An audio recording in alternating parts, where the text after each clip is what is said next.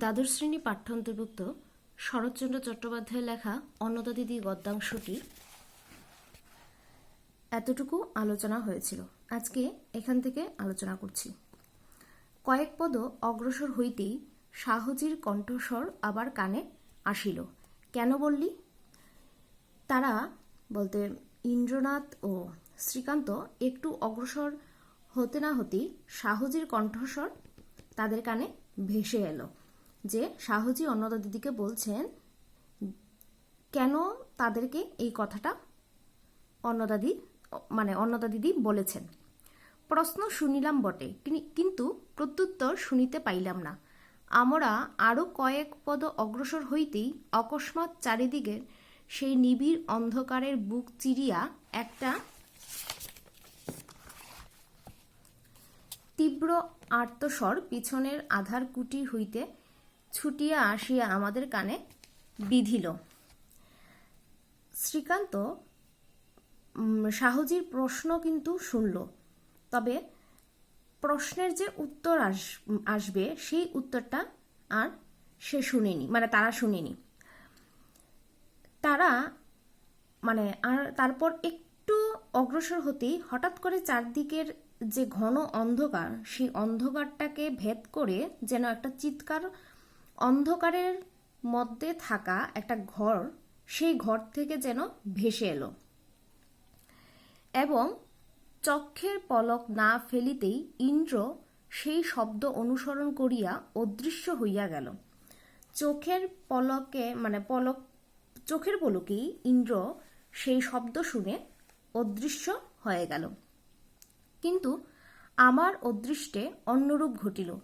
সুমুখেই একটা শিয়াকুল গাছের মস্ত ঝাড় ছিল। আমি সবেগে গিয়া তাহারই উপরে পড়িলাম। কিন্তু শ্রীকান্তের সামনে শ্রীকান্তের সঙ্গে একটা অন্য ব্যাপার হলো যে শ্রীকান্তের সামনে একটা শিয়াকুল গাছের কাটা জাতীয় গাছ, সেই গাছের একটা ঝোপ ছিল। সেটাতে গিয়ে শ্রীকান্ত পড়ল এবং কি হলো, কাটায় সর্বাঙ্গ ক্ষতবিক্ষত হইয়া গেল এবং ওই শিয়াকুল গাছের কাটা দ্বারা তার সারা শরীর কেটে গেল। সে যাক, কিন্তু নিজেকে মুক্ত করিয়া লইতেই প্রায় 10 মিনিট কাটিয়া গেল। তারপর নিজেকে সামনে নিতে প্রায় তার 10 মিনিট লেগে গেল।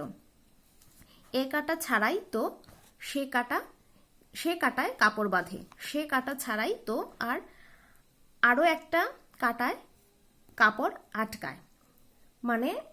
একদিকে কাটা ছাড়ায় তো অন্যদিকের কাপড়ে কাটাটা আটকে যায়, কাটায় কাপড়টা আটকে যায়। তো তারপর কি হলো, এমনই করিয়া অনেক কষ্টে অনেক বিলম্বে যখন কোনো মতে সাহজির বাড়ির প্রাঙ্গণের ধারে গিয়া পড়িলাম, তখন দেখি সেই প্রাঙ্গণেরই এক প্রান্তে দিদি মূর্ছিত হইয়া পড়িয়া আছেন।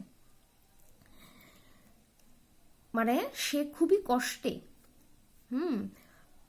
ওই যে শিয়াকুল গাছের কাটাটা আস্তে আস্তে এখান থেকে কাটা ছাড়ানোর পর সে সাহজির উঠানে গিয়ে পৌঁছল এবং সে সেখানে গিয়ে দেখলো যে উঠানের একটা সাইডে অন্নদা দিদি অচেতন অবস্থায় পড়ে আছে এবং আরও এক প্রান্তে গুরু শিষ্যের রীতিমতো মল্লযুদ্ধ বাঁধিয়া গিয়াছে। আর অন্য প্রান্তে গুরু শিষ্য বলতে সাহজি আর ইন্দ্রের মধ্যে একটা হাতাহাতি লড়াই লেগে গেছে। পাশেই একটা তীক্ষ্ণ ধার বর্ষা পড়িয়া আছে, পাশে একটা খুব ধারালো বল্লম, যেটাকে আমরা বলি বল্লম, বল্লম একটা পড়ে আছে। সাহজি লোকটি অত্যন্ত বলবান, কিন্তু ইন্দ্র যে তাহার অপেক্ষাও কত বেশি শক্তিশালী এ সংবাদ তাহার জানা ছিল না। সাহজি তো শক্তিমান ছিলই, কিন্তু ইন্দ্র যে সাহজির থেকেও আরো শক্তিশালী সেটা কিন্তু সাহজির জানা ছিল না। থাকিলে বোধহয় সে এত বড় দুঃসাহসের পরিচয় দিত না। যদি সেটা সাহজির জানা থাকতো তাহলে হয়তো সাহজি এরকম একটা বিপজ্জনক পদক্ষেপ নিত না, ইন্দ্রের উপর হাত তুলত না। দেখিতে দেখিতে ইন্দ্র তাহাকে চিৎ করিয়া ফেলিয়া তাহার বুকের উপর বসিয়া গলা টিপিয়া ধরিল। সেটা দেখতে না দেখতেই ইন্দ্র কি করল, শাহজির বুকের উপর বসে তাকে চিৎ করে ফেলে দিয়ে তার গলাটা টিপে ধরল। সে এমনই টিপুনি যে আমি বাধা না দিলে হয়তো সে যাত্রা শাহজির সাপুরে যাত্রাটাই শেষ হইয়া যাইত।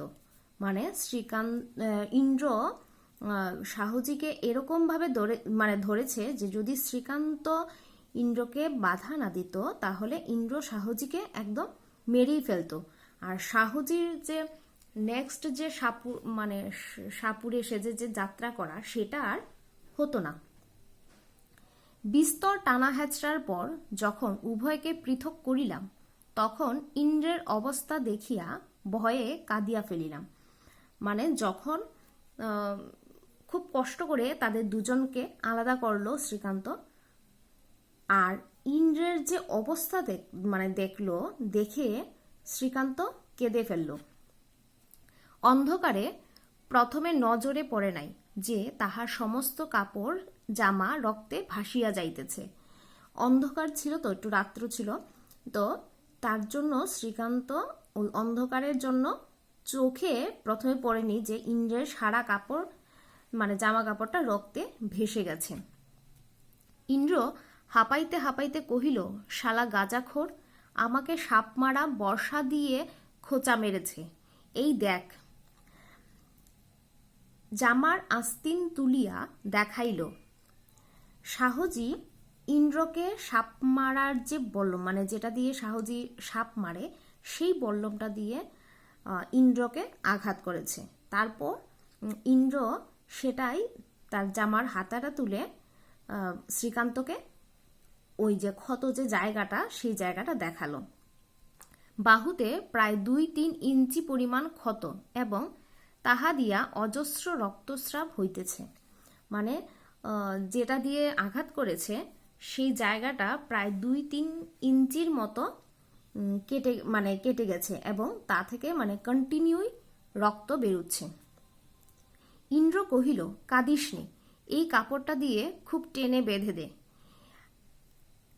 তারপর ইন্দ্র শ্রীকান্তকে বলছে যে না কাঁদার জন্য, আর এই কাটা জায়গাটা যাতে একটা কাপড় দিয়ে টান টান করে বেঁধে দে। এই খবরদার, ঠিক অমনি করে বসে থাকো, উঠলেই গলায় পা দিয়ে তোমার জিভ টেনে বার করব, হারামজাদা শুয়োর। আবার অন্যদিকে শাহজিকে বসে থাকার জন্য বলছে, আর যদি শাহজি উঠেন তাহলে ওনার জিভ টেনে বের করে ফেলবে। নে তুই টেনে বাঁধ, দেরি করিস নে, বলিয়া সে চরচর করিয়া তাহার কোচার খানিকটা টানিয়া ছিঁড়িয়া ফেলিল। ওই শাহজিকে একটু গালিগালাজ করলো, করার পর সে ইন্দ্র শ্রীকান্তকে বলল যে কাপড়টা দিয়ে এটা বেঁধে দেওয়ার জন্য। এই কথা বলেই ইন্দ্র কি করলো, তার কোমরের যে কোমরের জায়গা থেকে গুজে থাকা একটু কাপড় থেকে একটুখানি কাপড় ছিঁড়ে নিল। আর কি বলল শ্রীকান্তকে যে ওইটা যেন তার এখানে বেঁধে দেয়। আমি কম্পিত হস্তে ক্ষতটা বাঁধিতে লাগিলাম এবং শাহজি অদূরে বসিয়া মুমূর্ষ বিষাক্ত সর্পের দৃষ্টি দিয়া নিঃশব্দে চাহিয়া দেখিতে লাগিল। ইন্দ্র কি শ্রীকান্ত কি করলো, শ্রীকান্ত তখন হাতটা ভয়ে, এই সমস্ত দেখে সে ভয় পেয়ে গেল।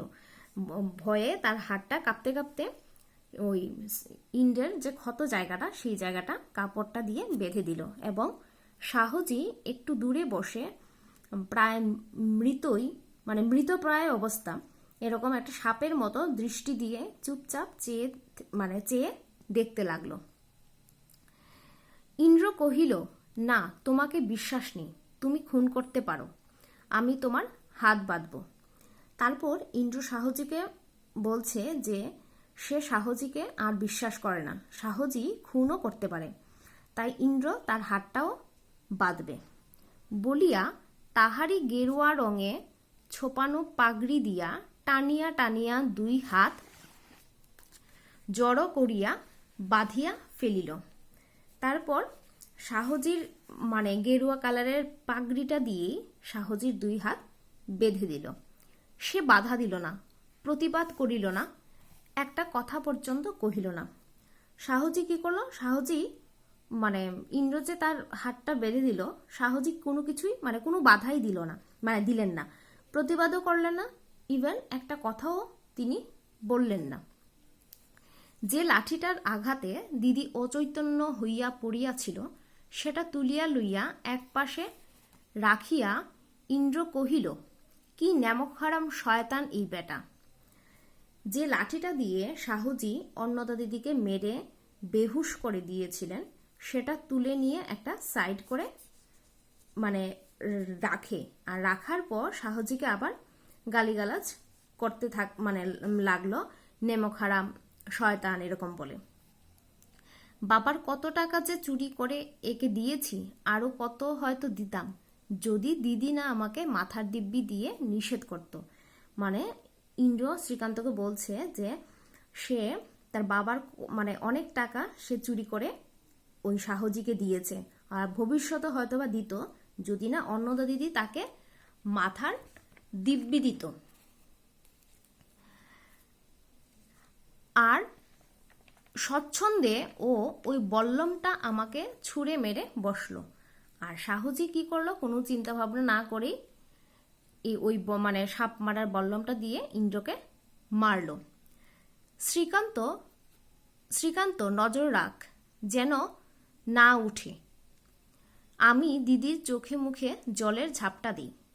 সে মানে ইন্দ্র শ্রীকান্তকে বলছে যে শাহজির দিকে নজর রাখার জন্য যেন তিনি না ওঠেন, আর ইন্দ্র অন্নদা দিদির মুখ মানে চোখে মুখে একটু জলের ঝাপটা দেবে। আজকে এতটুকুই থাক।